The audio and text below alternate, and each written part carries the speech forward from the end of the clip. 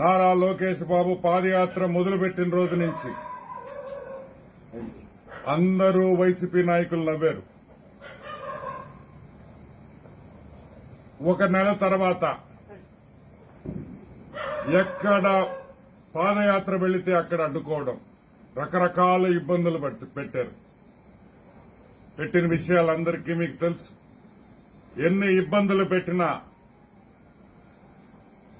ఎన్ని అడ్డంకులేసినా బొమ్మాలి వదలా అన్నట్టు మన లోకేష్ బాబు ముందరకు వెళ్లిన సంగతి మీకు అందరికీ తెలుసు.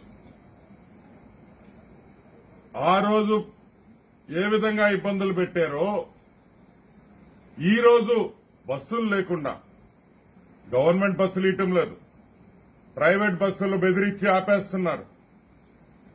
ఓన్లీ ఇండియన్ రైల్వేస్, అది కూడా సెంట్రల్ గవర్నమెంట్ కాబట్టి ఈరోజు మనకి 6-7 ట్రైన్లు ఇచ్చారు.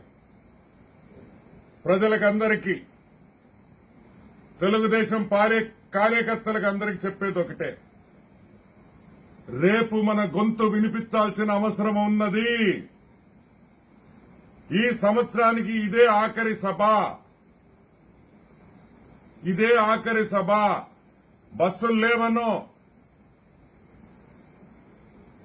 లేవనో మేము రాలేము అనే మాట వినపడకూడదు. మోటార్ బైకులుంటే మోటార్ బైకులు, కార్లుంటే కార్లు, ట్రాక్టర్లుంటే ట్రాక్టర్లు, లారీలుంటే లారీలు.